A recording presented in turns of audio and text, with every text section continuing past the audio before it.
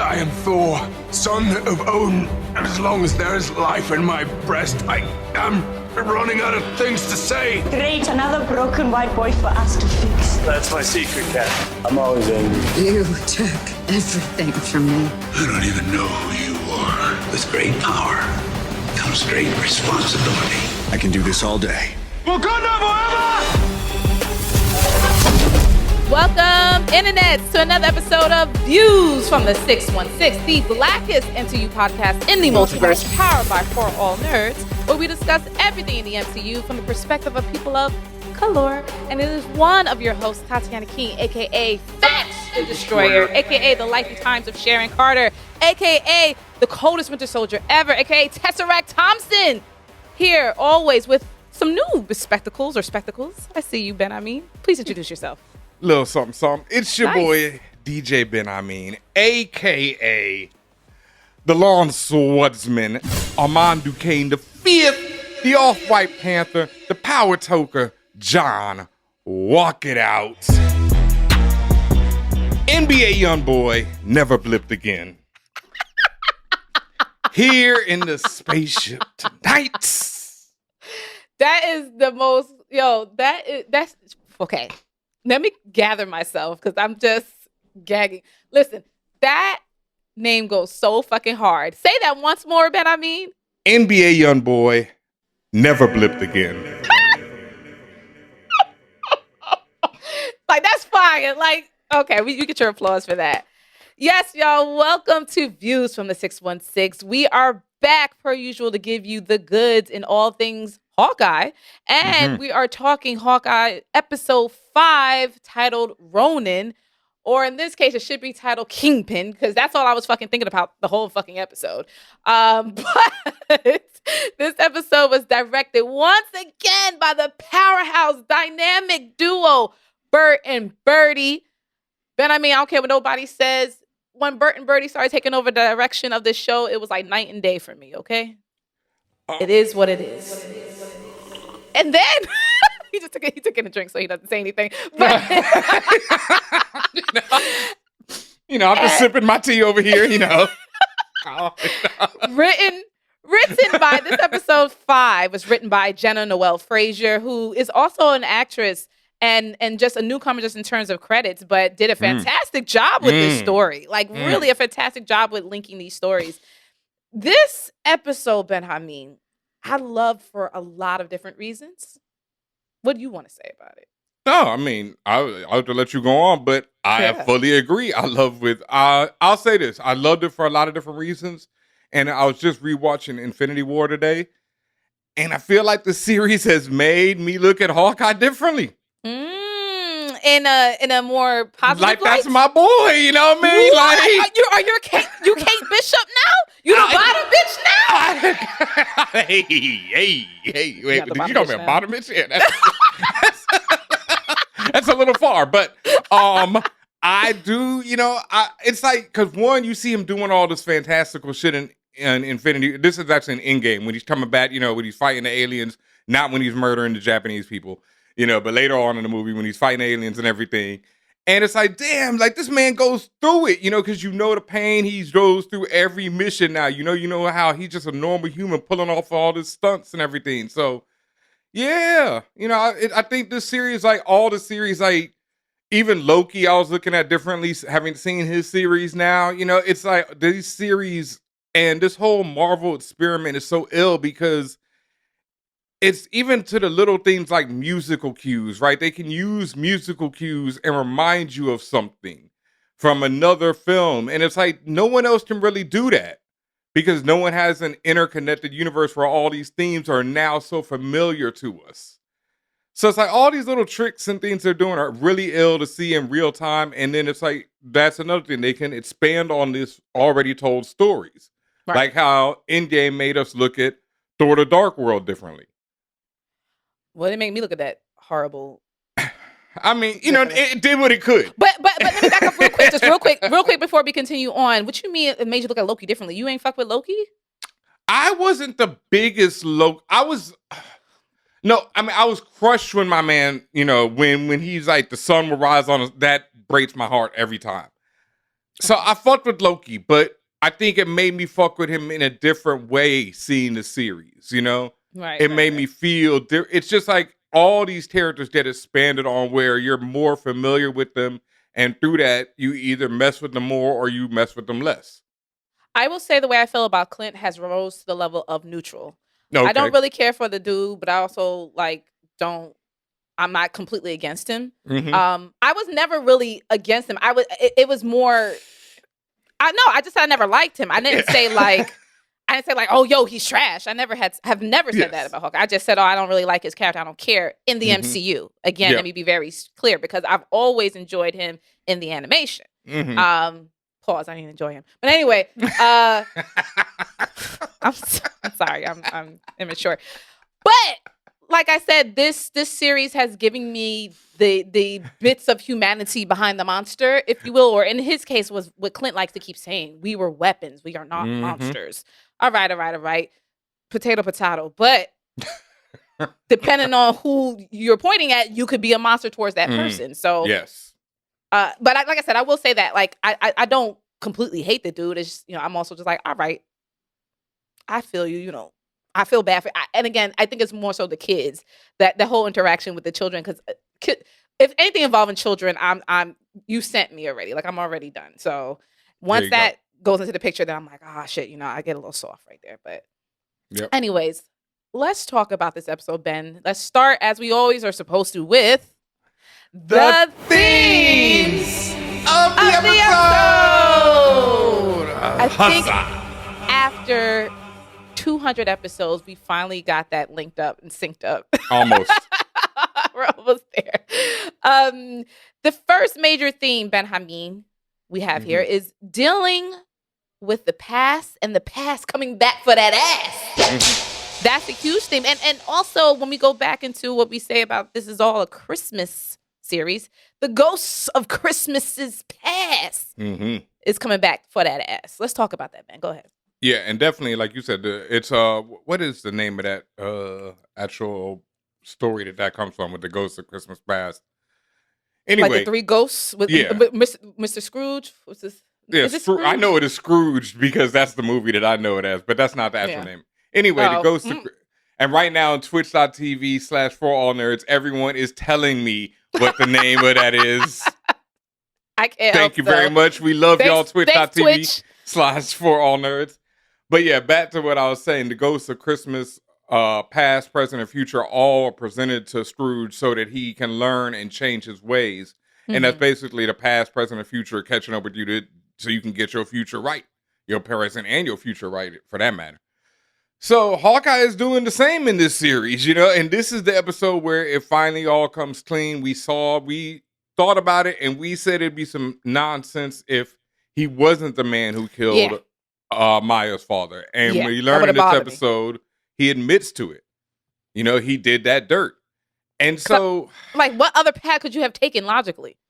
You really couldn't have. But I saw a lot of people on the internets out there saying this or that, that it was Jack. That it was Jack, I saw somebody thinking that Laura wore the suit for a while.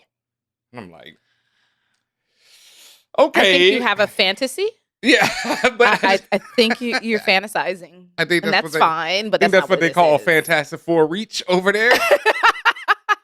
Mr. Fantastic reach. But I think that everyone wanted, people don't want Hawkeye to be that villainous. And we over here, Views from the 616, have long since accepted that most of the Avengers have a severely checkered past with glorious amounts of red in their ledger, as they say. Yeah, and also that's not inherently bad, right? For me, like when you for me, and let me explain what I mean. For me, Ben, when you were making these distinctions, and again, everyone, we will have all the jokes about how you feel about Tony and all this other stuff. Like when you were making these distinctions about all of them, I took it from a realistic perspective. And that's what I mean when I say it's not bad. Like it's not about bad or good. These are people, right? Yes. Or most of them are people, some are gods, whatever. But these are people that are being people, which are imperfect beings. Yes. So that's how I took it. And that's something that goes across the Marvel Universe. And that's something that goes into the core of the Marvel comic books from Stan Lee, from the very Fantastic Four and Spider-Man from the very first issues. That's what differentiated them from DC and anyone else at the time, because he made them real people with real problems. Peter Parker Right. was a normal kid in high school who had to deal with going to high school and being the nerd who everyone hated, but then he turns into Spider-Man and everyone loves him, or they still hate him because they think he's a freak. You know, Right. the X-Men are loved and feared, or feared and hated. Fantastic Four basically are some scientists who then become freaks and have to deal with that. And have to deal with suddenly becoming superstars because they're just normal people and, you know, not used to this. They're a family. And so that's what is always baked into it, is that these people fail and they don't always make the right choice. And Hawkeye is just yet another one of those people, and he's now trying to make, if he's not trying to make the right choice, he's at least trying to make up for the wrong choices that he made in his past. So that's why I'm really loving this series. And I was already a fan of Clint. I loved him from the comics, animation, you know, even into the early movies, up until I just felt like that was wild writing, you know, that they did in Endgame. Like, that's one of those, you know, when I had to say probably white males, you just have blind spots. And I feel like that was one of those blind spots where they're like, oh, it'll look cool if he fights some Japanese people, you know, here with a sword. But you have to realize what you're doing when you're doing these things. Yeah. The other major theme that, and really this is more of an observation as opposed to a full-fledged theme, but this is a critical episode that of the series, but also a critical episode of the MCU at large, because this series links several, as I'm calling them, Marvel throughways. It links the Black Widow movie directly as with the introduction of Yelena. You have Daredevil Netflix now being securely, and there's some other stuff going around that I'm not going to say anything outside of this show, but there are motion being made to very directly link Daredevil Netflix right into the main MCU timeline, where it has technically always been, but really definitively now. Yes. And just generally, and it's two more things happening here. There's a lot more filling in of the cinematic blanks that we have, the questions that we ask.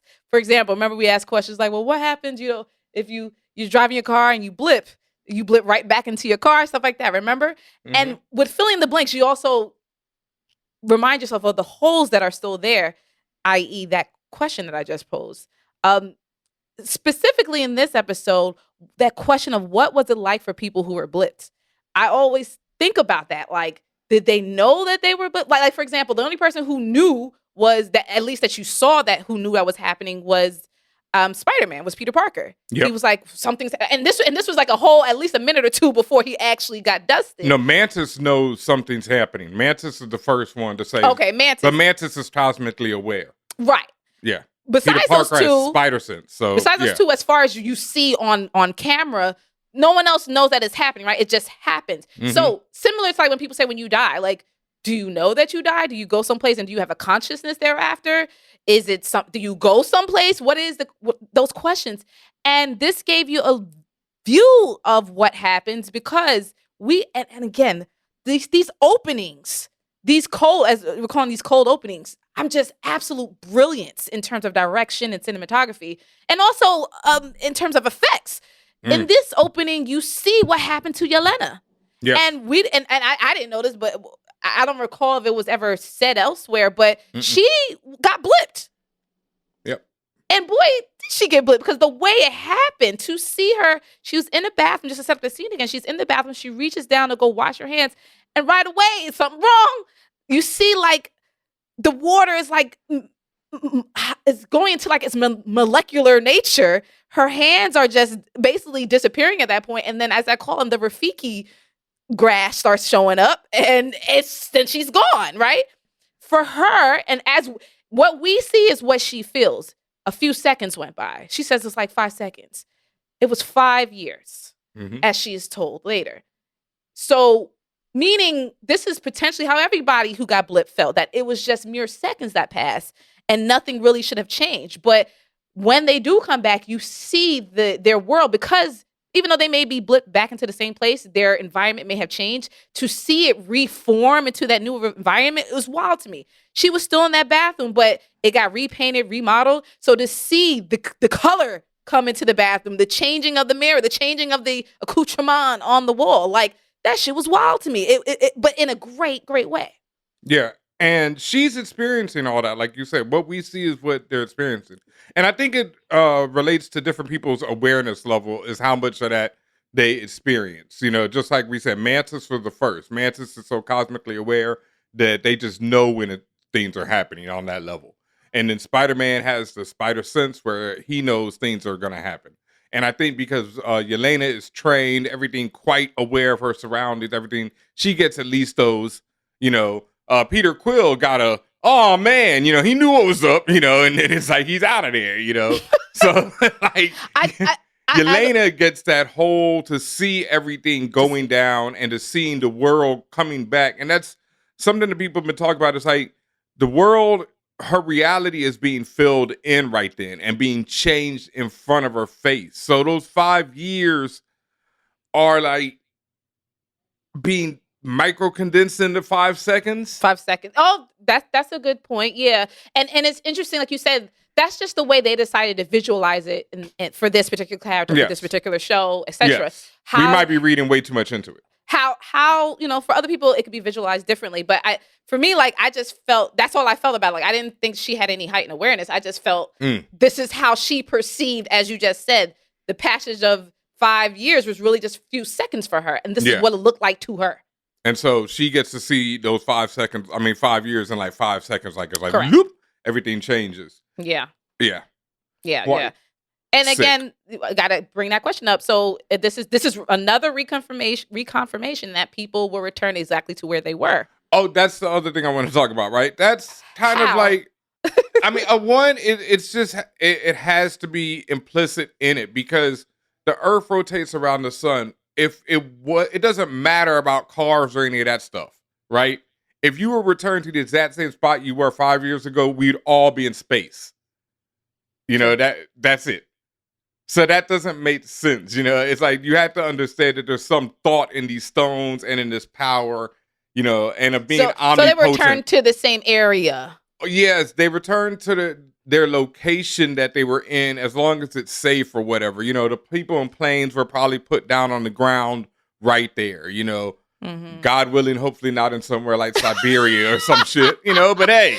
Threw them out like Loki into the well, where did Loki get thrown out? In the sand somewhere. Yeah, but that's when he teleported his own ass out of there. So that was on him, you know, like that was kind of on him. But yeah, that's, you know, there is a lot of questions about the return from the blip. But yeah, she gets luckily put back into the same room, you know, on this place on Earth. So yeah, it looked cool. It looked cool. At the end of the day, it looked fucking cool. Yeah. Also, though, we got to talk about how the past, like we said, the past keeps coming to catch up with people in this episode in a lot of different ways. Because Hawkeye's, not only does he have to admit to the Ronin stuff, he has to deal with, you know, Yelena coming up and talking to Kate and explaining everything and being like, look, you might have hero worship, which was so funny to me that she says it. And then later on in the episode, there's a sign on her wall or like a magazine cover or something that said hero worship. With a picture of Clint on it. Yep. Like, let's hit this nail on the head right there, folks. If you didn't see it before, we're going to show you. Yeah. So it's once again the past catching up with Clint and with Kate, where Yelena is like, look, this hero you worship is not who you think he is. You know, he can say all these pretty flowery things, but once again, it is the things that you do that define you. And Clint himself has said these ideals, like when he was in, it's just like Age of Ultron. You know, he's like, you could talk all this shit when he's talking to Scarlet Witch. You know, he's like, but once you put on this suit and you step out that door, it's about what you're doing. You know, are you going to be an Avenger or not? You know, so Clint has already said this. So once again, his past is catching up with him because, you know, if you said it then, you got to believe it now when it comes to catch up practice with what you preach. There it is. Mr. MAGA Worldwide. Oh, yeah.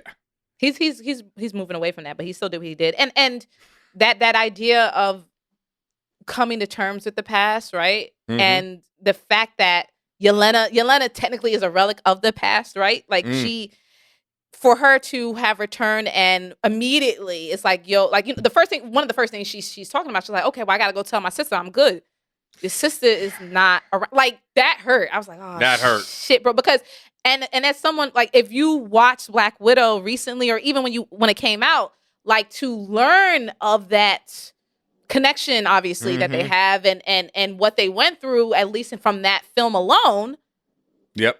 And then for the seamless continuation in the opening of this episode of, like, literally, like, if you didn't know, this episode basically continue where Black Widow left off, the movie left off, of Yelena going around the world. Now she's freeing all the Black Widow from under the fucking spell or whatever, and she's doing her thug thizzle, and then it just so happens it's also when the blip occurs, and because what it has said 2018 at the title, right? Yeah.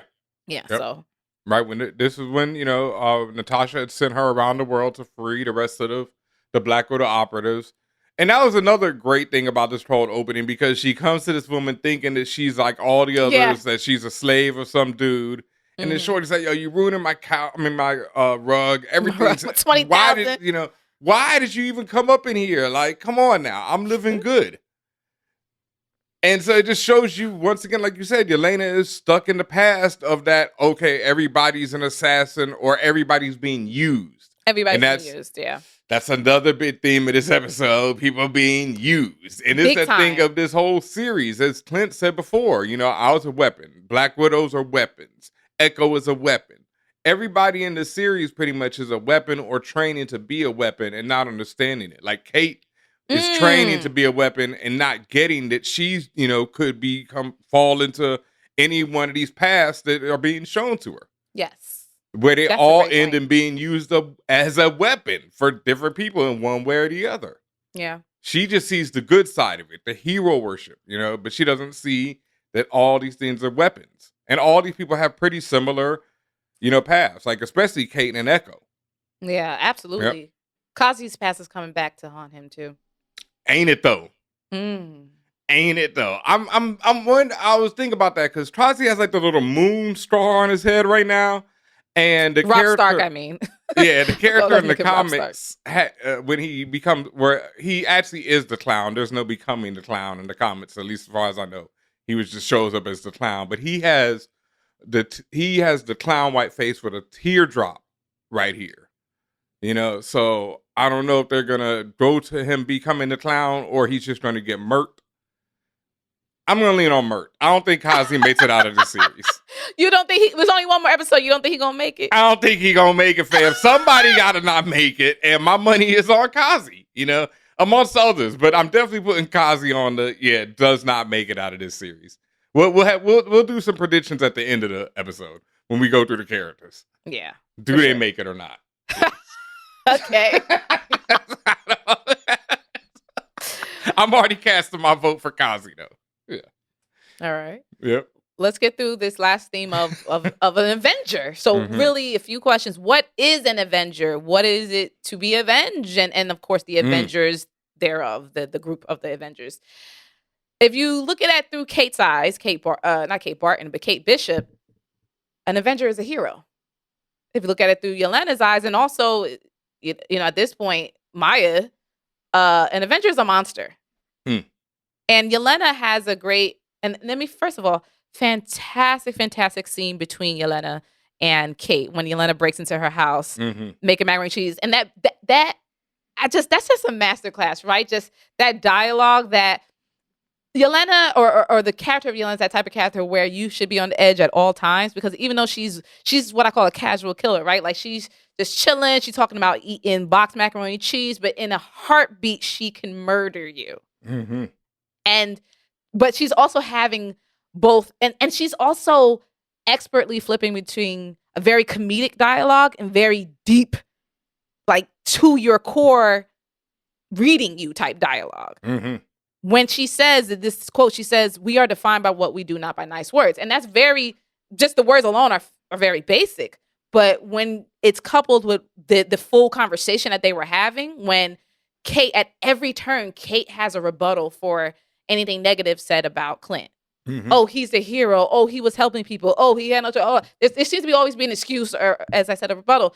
And Yelena, I think, is the first person to really just come at her with the plain kind of unvarnished truth. Like, is that what you think? Do you even know this nigga? Which, of course, Kate doesn't. She says, "Oh, I know him about a week." She says it very sheepishly too. But it's just like, do you know who you're defending? Like, I know you having this hero worship because of what you saw when you were 8 years old and what this person did for you. Not even realize. I don't even think Clint realized he saved you. But the fact is that this incident has shaped your worldview so much of this one person. When someone else is just telling you the facts, you can't take that as, I guess you just can't take that as truth. And how Kate is just constantly just fighting against that. Like, I think even the fact that once she found out that, for example, Clint is Ronin, it's still in her head like, yo, nah, this man is still a hero. Like, this man can still do no wrong. Yeah, and talking about what it means to be an Avenger, once again, I was watching Endgame today, and when Tony comes back to Earth, he's all telling them, this is what we do, right? We avenge things. We get things after it happens. Yeah. We come back and we don't save people, we avenge them. Mm. And that's kind of effed up, It's also, inherent in the name. And that's what they always have been, the Avengers.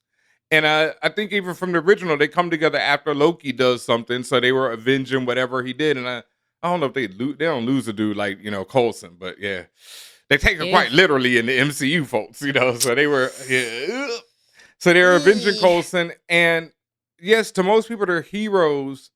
But as we've pointed out on this show, many a times they have a checkered past. And being a hero to one person means you be a villain to someone else. That's just reality, So, basically, Yelena is not only right in a lot of things she says to him, but she's also wrong because she doesn't know exactly what happened to her sister. And she's still blaming him for things that Natasha did herself. Right. And this is the thing about it that I'm concerned about when it comes to Yelena, when she was like you said, blaming Clint for Natasha's death. Mm-hmm. I don't understand what she means. Like, I guess she's just saying, oh, like, does she mean, oh, he could have saved her? Like I said, this is just, it feels like it's when no one knows. You've been blipped, and now you come back to your sister being dead. Her homeboy's always with her, so you just automatically be like, oh, this is your fault. And I'm like, is it her feeling just she has no control over, so that she gotta blame him? Like, what is it? No, all right. One, it's that. Two, it's she's being used. Remember, at the end of Black Widow, Valentina comes to her and is like, would you like to get at the person who got your sister murked? Opens up the folder, and there's Clint. So Valentina is telling her this story. All right, once again, rewatching Endgame, and when Gamora and Nebula, when Nebula is telling them, Thanos killed my sister on Vormir. That's because no one knows what happens on Vormir except the people who actually go to Vormir. Right. They know that Thanos went there with Gamora and came back with nothing. But they don't know about the whole sacrifice thing. That's why she doesn't warn them when they're going, because she doesn't know. So when Hawkeye and Black Widow get there and the dude is like, well, you got to sacrifice one of y'all, then he's like, oh, we didn't know this, but one got to go and Natasha goes. So no one knows. And I seriously doubt the Avengers came back and were like, yo, this is what happened on this planet out. And even if they did, no one would believe them. But Clint told them what happened. And that's what I'm saying. The but Avengers... they're not going to publicize that. No, not at all. Not at all. And no one would believe them if they did. And especially Yelena is not going to believe them because she is one of those people at this point, like we've experienced on recent weeks on the internet, that here's what they want to hear. This fits your already predetermined notion of what would have been or what could have been, and that's good enough for you. There it is. If someone says what you want to hear, you're going to agree with them 99% of the time. Anyway, also that goes back to another thing in this episode. Who is Yelena actually working for? Because she believes she's working for Eleanor Bishop and the Kingpin. But we know that she was sent there by Valentina. I actually forgot about Valentina. So thank you for even bringing her up. There it again. is. So is Valentina working with the Kingpin? I'd say probably. That's my in some capacity. Yeah, in some capacity. That's one of the people he has on speed dial. Yeah, sure. Yeah, definitely. That's I would say yes. So that's where I'm going with that. But yes, Yelena is being used like a lot of people in this series, like most of the people in this series. She's being used. So she's gonna believe what somebody if they tell her, yo, this is the dude, and you already want revenge. You know Clint and Natasha, how they got down. I'm sure Natasha told you how Clint and her got down. You're gonna be like, what? Oh, he went off to a planet and then come back? No, I'm going to murk that man. But can I just say something real quick? Shout out to the costuming and to whoever did my girl's hair in this episode. Oh, Yelena's hair was on point. I never found that woman, to be, and in this episode, I was like, okay, murder me then. Could you see her with her hair down as opposed to in that and that white suit don't do nothing for her. I can't lie, but that jacket, when she came into the apartment, and then even when she had the fur on later on when she was doing the spy, I was like, But she had the messy bun. All of that was working for me. Ben said, I want that. Yeah, that was working for me. Before I never, but in this episode, I was like, okay. There you are. And she would use that very same thing to kill you. So. Hey, it happens. What did you say? What did you say? You was like, murder me. You said, murk me. Murk me. The final part of the whole Avengers theme, we get to see Clint going to Pershing Square, which is a real area by Grand Central Terminal. Yep. And within MCU world, that's where the plaque is that shows where the Avengers, quote unquote, where the Avengers first assembled. Yep. And he's in fact using that place as a proverbial, like a tombstone. Like if you were going to visit somebody's gravesite, he's using that as a stand-in to speak to Natasha or her essence or spirit or whatever you want to call it. Basically praying for her forgiveness that he's about to don the Ronin suit once again. And what's really dope about that location, we've already seen it in the series. Kate walks by it earlier in the series. Both times the heroes, Kate and Clint, are on the lower level, right? They're below where the Avengers actually formed. The Avengers actually do that they were round on the circle bridge, shot right? on the bridge. Yeah. So they're below. They're not at the level of being the Avengers. And Ronin, especially, Clint Ronin, knows he about to do some dirt. So he ain't up top. He down low. Kate was trying to rise to that level and hasn't got there yet. That's why they show her below. Great observation. Yeah, man. These motherfuckers don't play. Bert and Birdie are. Yeah, because Bert and Birdie, like, even from the opening shot, when you see Yelena and it's not Anna. Anna's the woman inside. I can't remember the name of the other Black Widow Ronin. But when they're running across the top of the house, that shot, just the top of the house, if you just take them out of it, it's just such a beautifully composed shot. And I was like, her name's like Issa, but it's spelled with a Y because it's like Russian. Okay, yeah. Something like that. Yeah, because Anna is the one that is in the house. Anna's the girl in the house, yeah. Yeah. All right, Ben. With her little mixed child. I wasn't mad. Right. I was like, at first I was confused. I was like, wait, what? I said, oh yeah, adoption is a thing. Yeah. So I said, okay, cool. All right, Ben, let's talk about these characters. Well, maybe, that was her second, maybe that's the, the other man. It's been 5 years. Things happen. But she wasn't, she made it very clear that that guy that was in the frame was the person she married and they adopted. She said so. Oh, she said they adopted. That's right. She said we adopted a kid. That. Yeah. Oh, so she getting her Angelina Jolie on. Let's talk about the characters, Ben. We are. Let's talk about this other character first, because I put him at number 1 at the top. We know him as the big god, fat man. Mr. Grinch, you a mean one. Yo, that was so sick. That was slick how they did that, right? We are talking about Kingpin. You embarrassed me in front of VANESSA. What's Kingpin's real name? Wilson Fisk, baby. Wilson Fisk. Wasn't he? I always say somebody was black because they was shaded a little darker. But I was like, in the cartoons, wasn't he black? No. Yeah, that's all it takes. We claiming you. Yeah. But yeah, Wilson Fisk, aka Kingpin, played by Vincent D'Onofrio. I sung his praises last episode and the episode before, how I want to see him come through. They gotta bring him through. We at least on in a picture in a still frame of a video that we're probably gonna play at the final episode, we get to see him. And we not only do we get to see him, we see that Eleanor brought her skinny little self upstairs to go speak to him about what that remains to be seen. But the fact that they're even, as we say, conversating, there's something afoot. What do you got to say about Kingpin when it comes? And we talked about, and let me just mention, we talked a lot about Kingpin even leading up to this, before it was kind of telegraphed that he was coming. But just due to the fact of the stories of the comics, we talk about Echo and Kingpin's relationship, or that relationship's so fucked up. Just all the fucked up shit that happens between them. But the fact that the matter is, he's very much looped into that world. So what else you want to say about that? One thing that in that shot, in that very quick shot, a fuzzy shot, you see he's holding a cane. He's wearing his classic suit, but he's also standing on a cane, which might be from the last time Daredevil put them hands on him in the Netflix series. He did put the paws on him. He put them paws on him to end that series. The paws on that man. Yeah. So considering that's all probably canon now, maybe that's why he's rocking the cane. And at certain points in the comic, he also does rock a cane.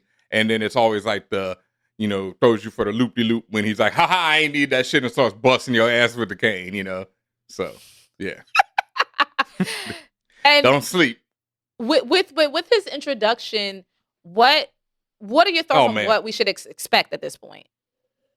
Story-wise. Oh, man.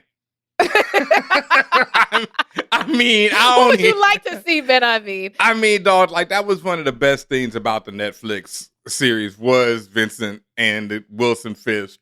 I mean, they did an entire episode on him. It was one of the best episodes of the whole Netflix series. So anything is possible at this point. Like, all right, now that we know he's here, yes, he's going to be all up in that Echo series.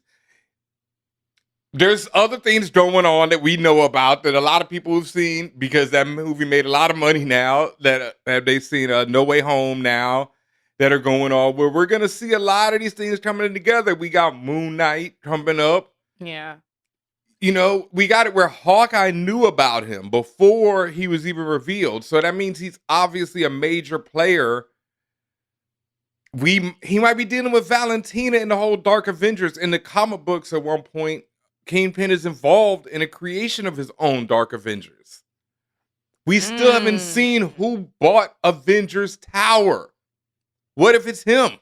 I'm about to say, Kingpin's got that guap, right? Yeah. And this version of him still got that guap, right? Yeah. All right. Yeah. So, I mean, I want to see it all. That was definitely one of them big moments. I mean, Vincent is just so great. And so to imagine him, squaring off with other people in the MCU who we've never seen him before, potentially, Tom Holland even, or this character or that character. Like, that's what I'm looking forward to. Yeah, that's what I'm looking forward to. Kingpin square up with these characters that we know and love that have not, for us as an audience, we've encountered Kingpin already, right? We've seen all them Daredevil episodes. Yep. For, as you say, all these random people still walking around in the MCU world, they don't know this dude, at least outwardly, they don't, except for people who from the underworld like Clint, right? Otherwise, they don't even know this man really exists in that way. I mean, and that, just like we said, opens it all up. I would love to see, Luke Cage return and meet some of the rest of the MCU. I would do anything for Colleen Wing and Misty Knight to return. What about Jessica Jones? Do you care? Yes. Look, I love that first season. You know what I mean? It was just that second one that lost me. But, I loved her. And yeah, I think she, Ritter did a fantastic job as Jones. So yes. Now, there's one person we're not naming, and that we're going to leave them unnamed. But the rest of these people, yes. So this opens it all up. I was talking about Daredevil. Yeah, I want to see him too. You know who I'm not talking about. And moving on to the next character. Yelena Belova, played by the Florence Pugh. I just wanted to note she's a hell of an actor. She has elite comedic timing. Yes. Yelena as a character is very much a realist. She sees through that bullshit. And as I called her earlier, the casual killer. And I just wanted to make note of how she left Kate's apartment. I called it a reverse Tommen from Game of Thrones. If you remember how Tommen threw his own ass out the window. My man was put up. He took that step and just no hesitation. No bro. hesitation, dog. He was put the crown down like He's like, well, I'm done here. he did the SpongeBob. I'm gonna check out. All right, I'm gonna head out. Oh That's how God, Kate I need did. somebody to put Tommen's head on SpongeBob. Stop.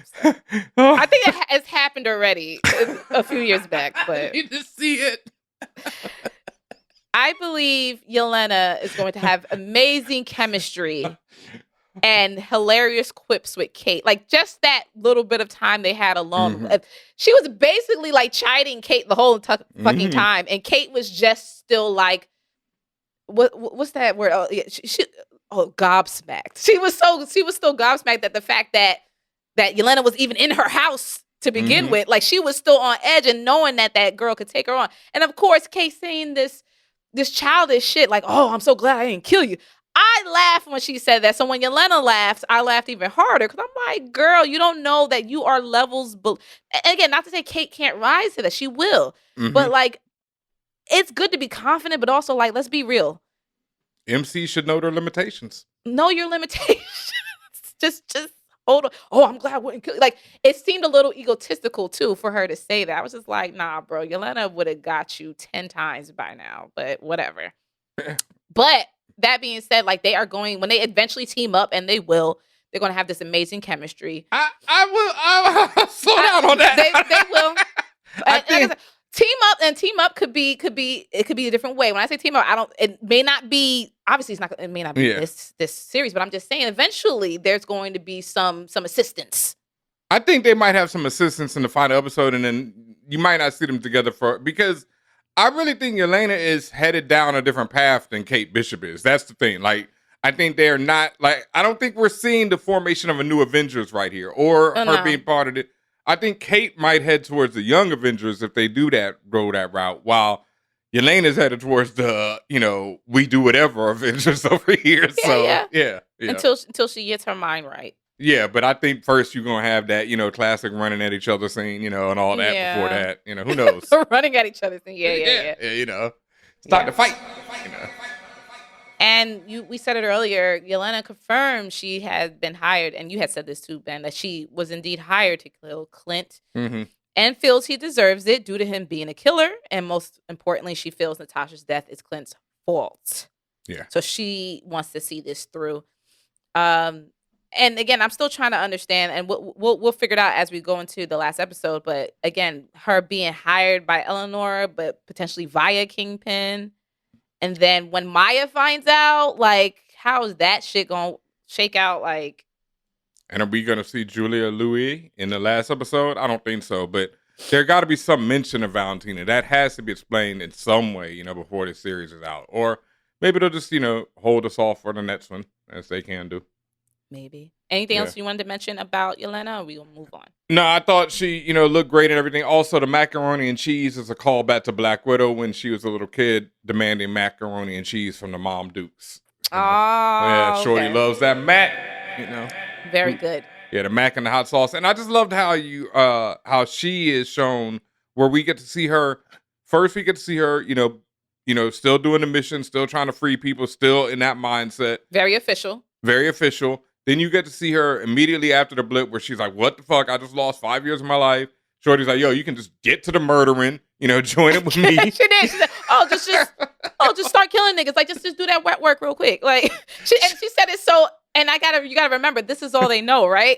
And she said it real casual. She's like, oh yeah, just start killing niggas and you'll be good. Shout out to Screen Crush, who said that it looked like she was trying to get her to join the next level marketing. What is it? Multi-level marketing. Multi-level marketing. Yeah, if you murder 2 people and then you bring in someone else who murders 2 people, you keep rising up. Yeah. It was so straight on somehow. What's the Mary Kate? What's that? Mary Kate, right? That's the cosmetics in the pink Cadillacs. Yeah. Get your murder on with Mary Kate. So you see her in that, and then you see her a year or so later when she's, on this hunt and she's lived life now, Yeah. and she's living life. So she's like, yo, this is my first time in New York, I want to have a good time. But, I'm also here to kill somebody. So, I don't have as much time as I'd like. But you're getting to see her grow into this woman that she was never able to be before. And so I just think that's dope. And Shorty, like you say, it's just a fucking Florence is a beast. She's really good. God She's damn. really, really good. Yeah. All right. All right. We have Echo, also known as Maya Lopez, played by Alakwa Cox. She now knows very definitively that Clint is Ronin. Yes. And I just think she's just going to obsess even more. I don't know. For better or for worse? For better or for worse? I think she's learning as well that she's being used. And this was, I'll just talk about this in the Easter eggs, but their fight was sick. One, Ronin and Echo's fight was super sick. She throwing the clip at him, all the little tricks they were using. When she gets fed up, when he's like, yo, I did do your dad, but it wasn't, I was sent. She's like, I ain't hearing that noise. Like, who wants to hear that? I just didn't do it because I ain't like your dad. Somebody just sent me the kill. Okay, what's the difference? My dad is dead, you bitch. Like, what are you talking about?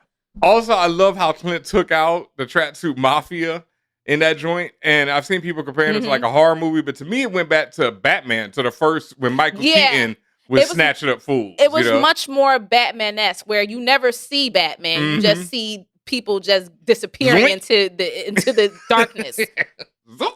Yeah. So that was ill. That whole fight was ill. But then what really just killed me, Bird and Birdie, once again, is when Maya's driving away from the fight on her motorcycle, the sign reads, used Fat Man. Yep. Used. Fat Used. Man. I Fat saw that. Man used. That was very deliberate. I mean, it's super deliberate, but also super dope. I couldn't be mad at it. So it's like, you were used. So I think she knows that because she immediately goes to Kazi like, yo, what's good, Holmes? Where was you at? She's very suspicious. Yeah, so I think she's gonna come to terms, I'll say, with the fact that Hawkeye killed her dad. Sure, she's still not gonna F with him, but I don't think she's gonna be going. I think, like I say, Kazi. Oh, wait, we didn't say, okay, Kingpin makes it out of the series, obviously. Yelena makes it out of the series, obviously. Echo has a series coming up. She's making it out of the series. I don't know about Kazi, fam. As we move on to the next one, Kazi. Don't need to pronounce that last name because you ain't gonna make it much longer. Casamigo. Casamigo. That's gonna be my. There you go. I don't even want to take that name if he's about to get murked. Like, damn. Better hope he makes it. Casamigos. Casamigos. But one more thing, just about Maya. Yeah, she immediately is just looking at Kazi like, you sus, fam. Sus. That scene where she's having a conversation with Clint, where Clint's explained to her how her dad's death actually went down, it mirrors very closely to the scene of her when she was in school. If you go back to the episode, the episode titled Echo, when she was introduced, her childhood cold opening, it shows her as a child looking at the teacher. It zooms in on the teacher's lips, and you see like the writing appear or the translation appear on the bottom of the screen. Same situation with Clint. Zoom in again, and this is more of a comment on Bert and Birdie, right? But the same thing with Clint. The whole zoom in, reading the person's lips, the close up to her eyes, and her recognizing what's going on, or coming to terms with what's going on, I should say. So kudos to them. It's just very good just how they pattern match and how they communicate visually what's happening in this story to these characters. Yep. Excellent. Ben, Casamigo's about to die. Yeah, I mean, like I said, I don't think he gonna make it out of this series, but I'm not sure how bloodthirsty, this last episode will be. So I give him about a 4-5 out of 10, 50-50 chance. I give him 50-50, 50-50 for him. It's just that if it's revealed that he really was mad treacherous and he was really essentially double crossed Maya, he's not surviving. He did that shit. She has too much, and even Clint's like, she's rage filled right now. She has too much rage to let that shit go. Guilty as fuck. But nigga did it. Guilty as fuck. Yeah, but he has known her his whole life. So to just turn around and murk that man might be a little much for her.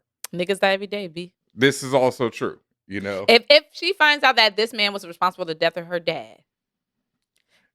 they already got Jon Snow in this universe too, so I don't know if they need him. You know what I mean? Like, you know what I mean? Like, might get confusing for people, so might want to get rid of him like they did with Quicksilver. You know? Maya asks why he wasn't at the meeting. That same meeting with the entire tracksuit faction at the car dealership, including her dad, got shish kebabbed by Ronin. And he looks wild nervous, like the jig is up. Yeah, and it also explains why he's only been a lieutenant this whole time. But is what the fuck I said last week. Last week I said I felt like they might go to jealousy arc with him. Why else would you mention?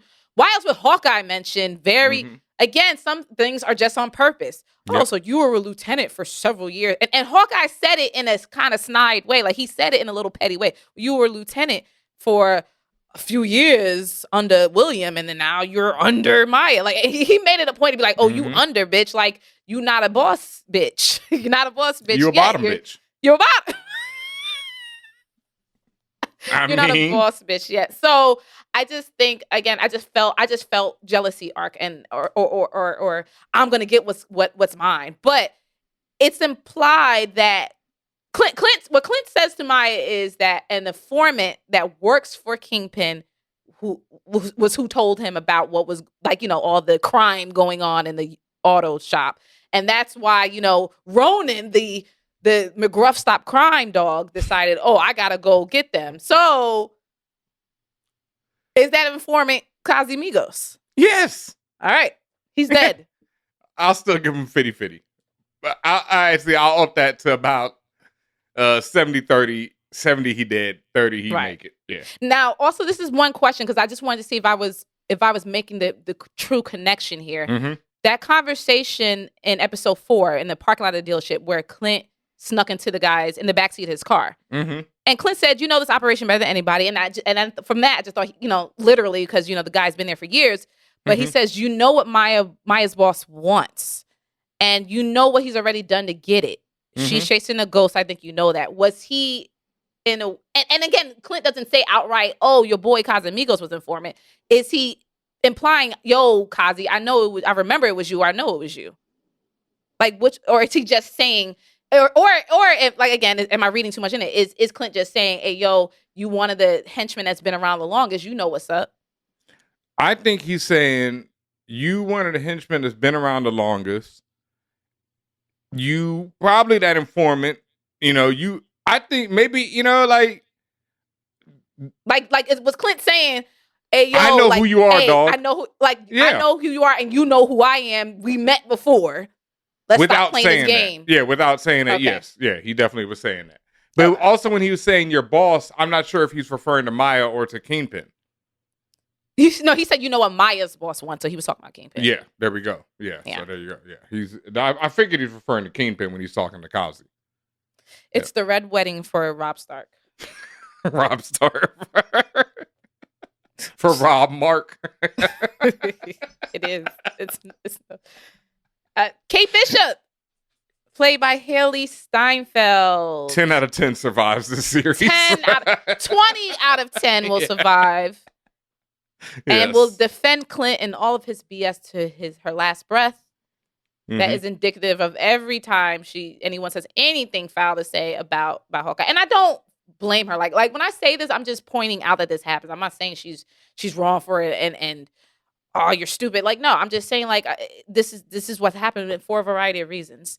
And then the whole voicemail scene, which she was just obsessively leaving these voicemails. Have you ever seen Swingers? No. Oh, it's Jon Favreau. It's when he first blew up. It's a fantastic film, especially read the script, but watch the movie too. So good. But at one point, he calls up a shorty he met that night and leaves a string of voicemails on her phone.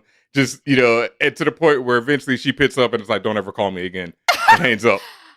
I was waiting for Clint to pick up and be like, hey, yo, bro, you got to stop this shit. Me too. I thought they were going to do the whole Swingers and make it all, but no. That was great. And Jon Favreau did not know Yes, that. Jon Favreau. Complete connection to Avengers. Oh, that's why, check out Swingers. That's why I always knew that when they gave him Iron Man that he was the one. Because that man is, he know what he doing. He's not a joke. Yeah. Okay. Yep. we see, if you didn't see already, this episode makes it very clear. All she ever wanted since childhood was to be like Hawkeye. That is her burning desire, her passion. And you see in her eyes when she comes, like in the beginning of this episode, when she's with her mom, she's getting patched up. She's lamenting like, I don't know why I ever thought I could be an Avenger, where I ever thought I could be a hero. And even her mom's like, does Clint think you're a hero? And she's like, nah, and I don't either. Like, she's feeling like a failure. However, at this point, she gets to the point in the episode towards the end where she's like, you know what? I does this. I've been gearing up for this since I could remember, and this is my true calling. You see her staring in the distance at her little mini bow and arrow, her mini bow, and she's just like, nah, son, I'm gonna be that. I'm Hawkeye. I'm the new Hawkeye. What did she call herself? The greatest archer in the world? What she said? Yep. The greatest archer in the world. And it's also, this is like the hero's journey. Like, Kate has been going through the hero's journey on this series. And this is the point where you're at the lowest. Everyone's challenging you, everything. You know, all your chips are down. And you have to, as a hero, people either give up right then or you become the hero. And that's, you know, that moment where she was like, nah, I got this. I've been doing this. I've gone through it. One thing that was in the end credits, I mean, one, you have the ill shot of the Kingpin, but another one that was added this week that I was thinking about is there's 2 mugs of coffee or whatever. One has a C on it, one has an H, right? Clint and Hawkeye. Hawkeye. Oh. Because who's becoming Hawkeye now? Kate. In the comics, you know, she goes by Hawkeye because in the comics, when she first appears, Clint is dead at that time. You know, of course, like in comics, he gets resurrected, but he's gone. So when she first becomes Hawkeye, she's the only Hawkeye. And then later on, there's just 2 Hawkeye in the world, just like there's 2 Spider-Men now in the Marvel universe in the comics. You know, Peter and Miles are both in the same universe, and they're both called Spider-Man. And that's just how it is. And this makes sense because this next point I'm going to make, which ticed into just talking about the character of Clint Barton, this episode serves as the literal passing of the torch. Towards the end of the episode, when they're walking down the street, you see Hawkeye hand Kate back her arrow, the same arrow she used to save him from Maya. And you see him, these deliberate motions matter. You have to pay attention. You see him hand the arrow to her. Kate grabs it, but he doesn't let go right away. It's a lingering moment where he's holding on to it, and then he lets her take it to say, it's a very tentative look. I thank you for saving my life, obviously, but also I'm passing this to you because you have shown that no matter what the fuck I say or do, this is what you want to do, and you're prepared to assume the risk. And he's I don't want to say acquiescing, but he's accepting that, right? Yes. Like, I'm gonna need to give this to you. Like, it's time. Very dope observation. Even passing the baton instead of a torch, like passing the baton, like, and if you watch that scene, y'all, because it's not an immediate like he's just passing something to her. It's a slight hesitation there, or even I don't want to use negative terms by like hesitation. It's just a slight pause. It's a momentary thinking.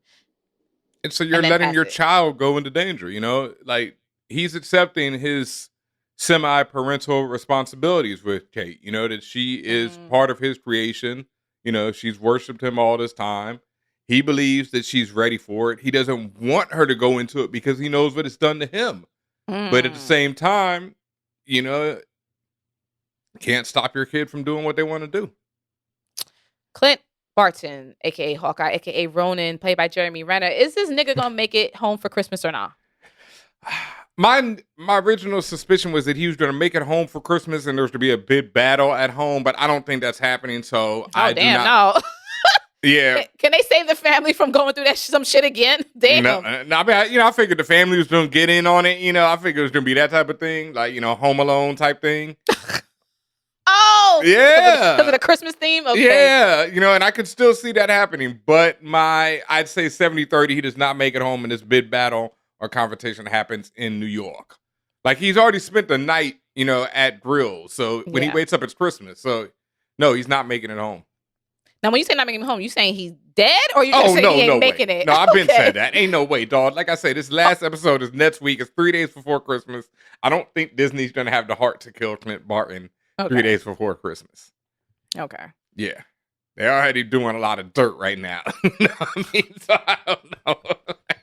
I wouldn't put it past these rats either, though. So, Yeah. you know. We've already said a lot about Clint just from through the eyes of other characters. I'm not sure if you want to add on to it. I just want to know, is he going to get a new suit, or is that suit that we see in the, like, when you're on Disney Plus looking at episodes, there's a shot of Clint and Kate.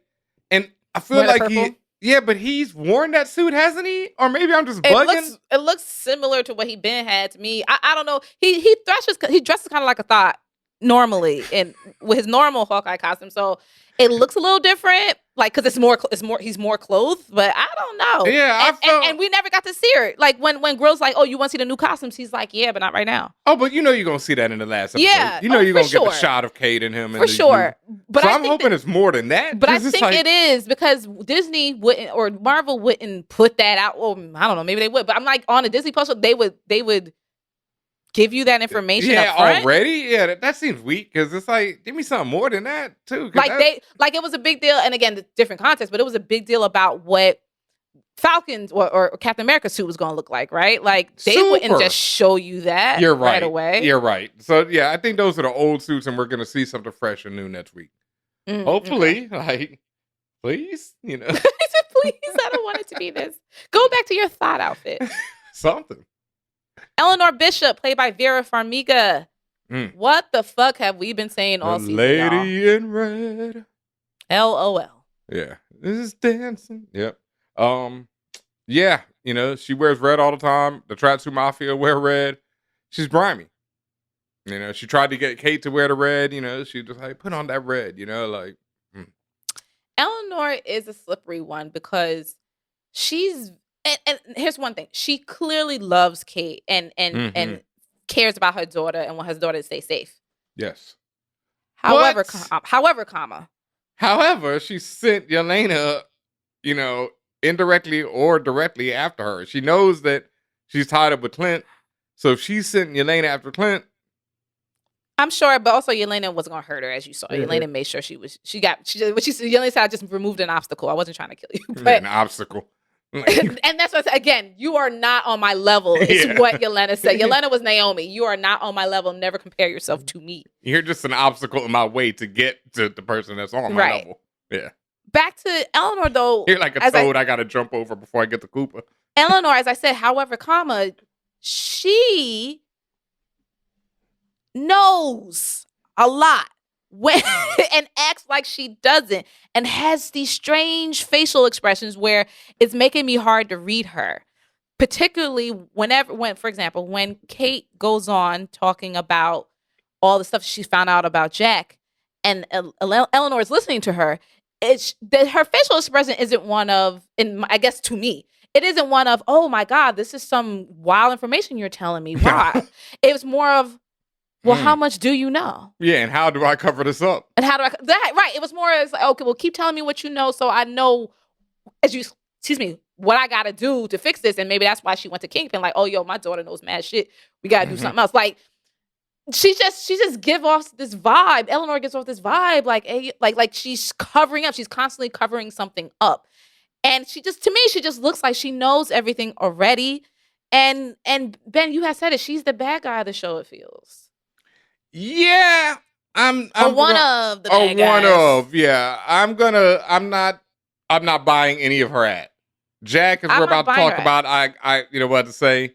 Jack is confusing the fuck. I mean, once again, when I talk about reading, like, I feel like it's definitely act, but also he could just be that basic. I don't know, but as far as Eleanor, I'm gonna give her an 8 of 10 out of surviving this series. All right. Yeah. What about Jack? Probably 9, really. Yeah, I don't see it happening. I don't see her going down for this. Yeah. At least not death wise. She may go down legally, but legally, yes. Yeah. I could see her going down. What about Jack Duquesne, played by Tony Dalton? My dog, Jack Duquesne, man. I can't get enough of this dude. I need a 10 of 10 of him surviving, because I cannot get enough of this fool. Like, I never worked a day in my life. What did I tell you, fellas? The only Sloan I ever knew was a girl I used to date in Miami. Like, all of that, I was just like, you're doing too much. Like, he's just, So I'm like, is this an act? Like is this just a big act? He's just playing this innocent, this fatherly act. Like he don't know what the fuck's going on, and he's just being arrested because he's going along with what Eleanor is saying. Like I remember what I had said in episode 3 or 4, like the way they were seated next to each other, the way that they were a united front. Mm-hmm. Now all of a sudden it's just like him saying, "Oh, darling, I would have called the police too." Yes, because y'all in on it. Like yes, yeah. I'm not believing any of that for a second. It's just so well done. It's what I'm saying. It's so well done. I never worked a day in my life. What are you talking about being CEO of a company? I never worked a day in my life. Yo, amazing. Like I say, once again, if you know this man from Better Call Saul, it is just one of the most amazing acting jobs he's doing on this show because he is terrifying. And I just can't get over how goofball he can become. That's a good actor. 10 to 10, he survives, so that's my dog. You just survived because you like him, okay? End of story. Look, if they murder, I'd be hurt they murdered Jack. I'd be like more hurt than if they murdered Clint. Cold as I said, and the name of the series is Hawkeye. I know. Well, look, that's Kate to me now. You know, facts. It's just Clint. You know, facts. Yeah. Let's mention Grills, played by Clayton English. My dog, once again. He is explained by Kate. He's a good cook. He's a LARPer, and he fights fire. He's a firefighter. He is the requisite black friend of this series. Somebody in the chat last week was talking about Grills and Bombshell, talking about what are they doing to the black people on this series. Like, both of them corrupt as fuck. Grills out here stealing LARP costumes. Yeah. Bombshell opening up the police evidence lockers. Evidence lockers, like, yeah.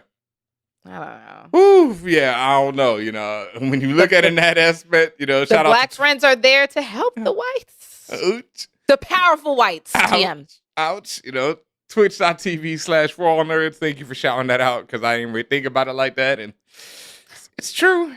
You know, it hurts because it's true. Tell me otherwise. If you think otherwise, and I'm talking to everyone listening, tell me otherwise. Explain why. The only other black person I've seen, right, is Greer, who ran off. Wong was right. You know, and the cop who, all right, that was another suspicious thing cop. about them pulling Jack off, right? About them pulling Jack off. Hey, yo. Hey, yo. The hammer pulls you off? Take me out to dinner.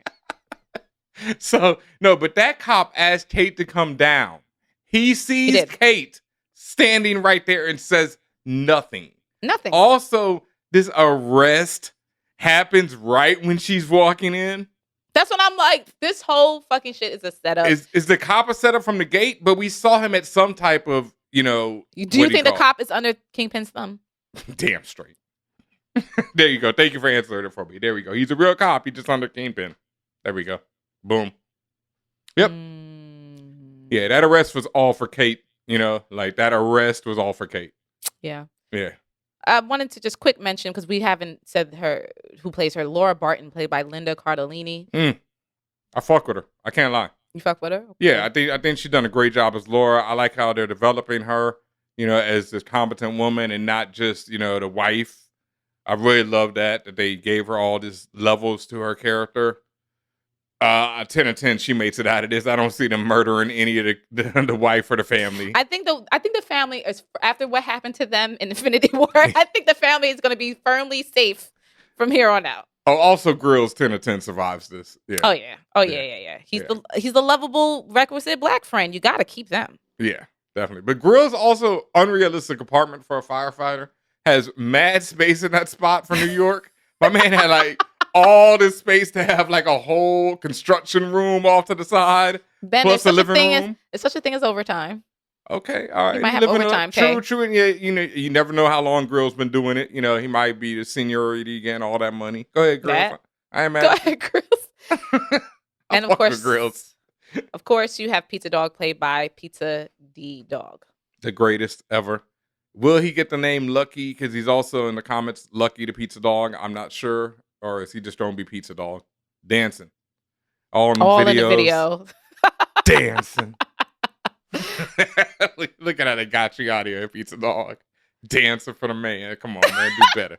Well, he was dancing for the black man. He wouldn't dance for the white woman. Remember? True. Okay. Oh. Open your third eye, brother.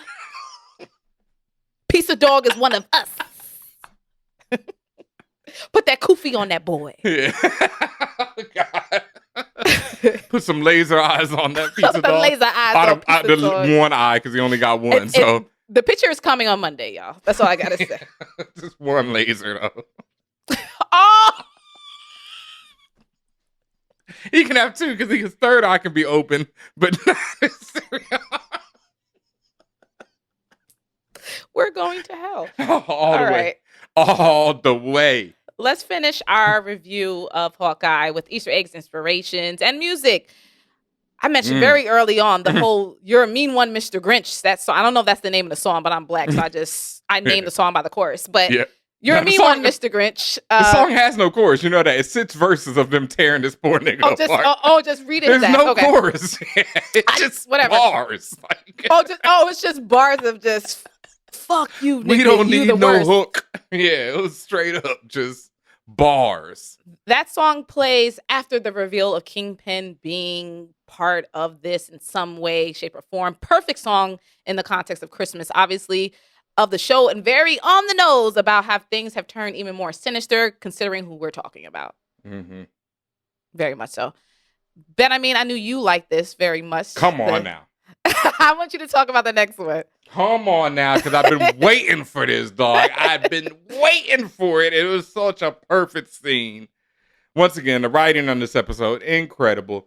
The Tracksuit Mafia are driving down the street, bumping Christmas in Hollis by the legendary Run DMC. And this is that Die Hard reference that I had been waiting for, because in Die Hard at the opening, when Bruce Willis's character, John McClane, gets into the limo with the black friend of Die Hard, Argyle. Argyle is the limo driver, and he pops in his cassette, because it's an old movie, of Run DMC, Christmas in Hollis. And Bruce Willis is like, hey, don't you have any Christmas music? And Argyle says, this is Christmas music, man. And one of the greatest Christmas songs, perhaps the greatest hip-hop Christmas song besides Players Ball, Christmas in Hollis, drops. And I love that they had it in the scene. And then the scene itself, when the Tracksuit Mafia are talking about all the other great tracksuit wearers of history, was incredible, as they reference Tony Soprano, one of the greats, the Royal Tenenbaums, the movie where the whole family wears tracksuits. And then the one that I just love that they took the time to say, Tommy Smith, man. And for those that don't know, Tommy Smith and John Carlos are the two brothers who at the I want to get this exactly right, the 1968 Summer Olympics, after winning the gold, went on the podium and put their fist up with a black glove on their fist. You know, this is prime Black Panthers. This is power. This is Black power. This is power to the people, like I always talk about. And their lives were basically ruined after this. You know, they were ran through the mud for this shit. But they were iconic, wearing these tracksuits. Everyone knows that image. Everyone knows what it means.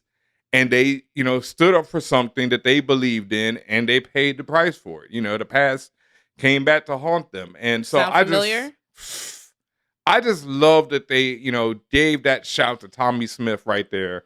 So thank y'all to the writers, to everyone in this episode. And that is a bit of Black history, of American, of all of our history that everyone needs to know and learn more about. So please look up Tommy Smith and John Carlos. And even the white dude who was standing next to them, they ruined that man's life as well. He didn't even have his fist up. He was just near them. Just near them. They weren't having it. You know what I mean? So, yeah. Well, I think that concludes our review of episode 5, titled Ronin, of Hawkeye. Y'all, we have one more episode left that is going to drop right before Christmas, in just a few days. You are going to have that review from us, as always. And again, thank you. Thank you so much for being here. Thank you so much for listening to us. Thank you so much for supporting For All Nerds, views from the 616. BenHaMeen, you sound like you had something to say. Oh, no, I just wanted to say thank y'all for all the support. As anyone who follows me on Twitter know, I have been down bad this whole week. Yeah. So I just really want to thank y'all, for coming through wherever y'all hearing, listening, watching this. Thank y'all so much because I have been down busy, and doing this show better. always raises my spirits and makes me feel better. And knowing the listeners are out there watching, enjoying this, loving this, laughing alongside with us. So, thank y'all because, your boy was hurt. I hope you feel better. Thank you very much. Thank you, everybody, for watching us on twitch.tv/forallnerds. You join us every Monday at 1 p.m. Eastern Time for the shenanigans. What up to the chat? We love you. We are always up in there. Make sure that you are always in there with us if you can. We know y'all are not doing the work. Even though y'all sitting at the office, y'all are not working, and we love you for that, okay? So please join us in the chat. Say your piece. Make sure that you have to follow us to even chat, but make sure if you can that you are subscribed to For All Nerds on Twitch. That matters. Subscription numbers matter. It matters to people who operate Twitch, who get to choose who puts who on the front page and who gets opportunities. All this stuff really matters. So it's not just us saying because we want some clout. It actually changes things for us and other creators. So please make sure you're doing that. If you have Amazon Prime specifically, you can link your Amazon Prime account to your Twitch account and get a free sub every month. You just have to re-up every month.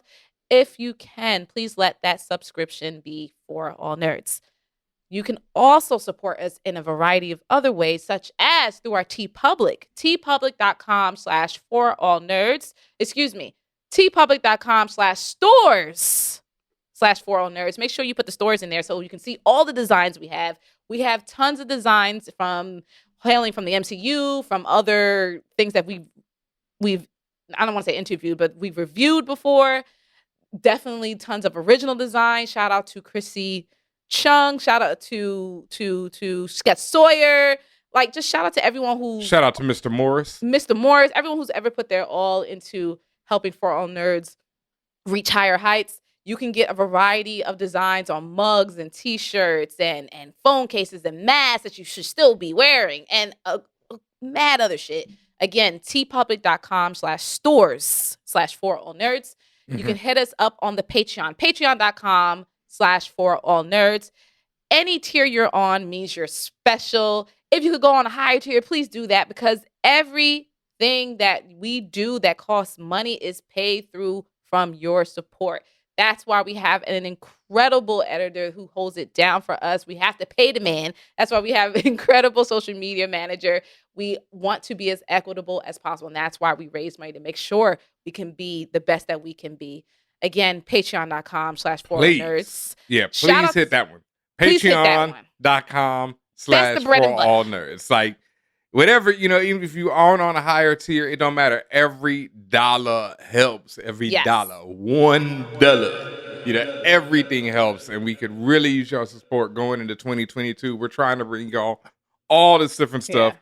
We're still debating if we can even manage to do the Book of Boba Fett and Star Wars and bring back the main show and all these things that we want to do for y'all. But, we just need... In the words of Sarah Paulson, I'm begging you from the depths of my soul. Please, we need that fam to come through in 2022. Look at that. Balls. Please do. Please. I like it. Please do. Make sure that and also everyone on I know recently there was a giveaway on Patreon. I know everyone should have got, including there's one person in Canada who won something. You should have received all of your winnings and all of the stuff by now. If you for some reason haven't, please say something on the Patreon, hit us. But everyone should have got what they requested. And like I said, make sure you're on there because it ain't no telling when we give away stuff. It's very random and you have to be on it. You got to be in it to win it, okay? Also, make sure you are subscribed, followed, whatever the button says to the podcast itself. We are on every podcast platform imaginable. You follow For All Nerds. That gets you views from the 616. And make sure you're following us on socials at For All Nerds, at Views from 616. Myself at Tatiana King. This gentleman up here or down here, wherever his box will appear in the stream, at DJ BenHaMeen. Make sure you're following us on the TikToks. We still got TikToks going. We got everything going. Did I miss anything, BenHaMeen? No, I think we got everything. We got our Patreon. We got our twitch.tv/4allnerds every Monday at 1 p.m. Eastern Standard Time. We broadcast to you Views Day, Views from the 616, where we, like we just reviewed Hawkeye. We did Loki, Winter Soldier, all that stuff. We will be continuing in the next year. Like I said, we're not sure. I know Book of Boba Fett is debuting. Like, what? Is that Christmas Day? Looking tight, man. Oh, it's looking tight, man. Jesus, can we get a break? Like, go see Spider-Man. Word up. Go see Spider-Man. We will be bringing you a spoiler review. Me and Cal. Shout out to my brother Cal Dub from Complex. Thanks, Cal. Yes, thank you so much for coming through in the clutch. We dropped our spoiler-free review on YouTube. You can check that out. It's live on YouTube. It's on SoundCloud, all your favorite platforms, where we discuss the movie, if you haven't seen it yet, with absolutely no spoilers at all. Very well beautiful. Done. Thank you very much. We've both seen it now. We both loved it to different degrees, but overall, it's fun. Like, they did that.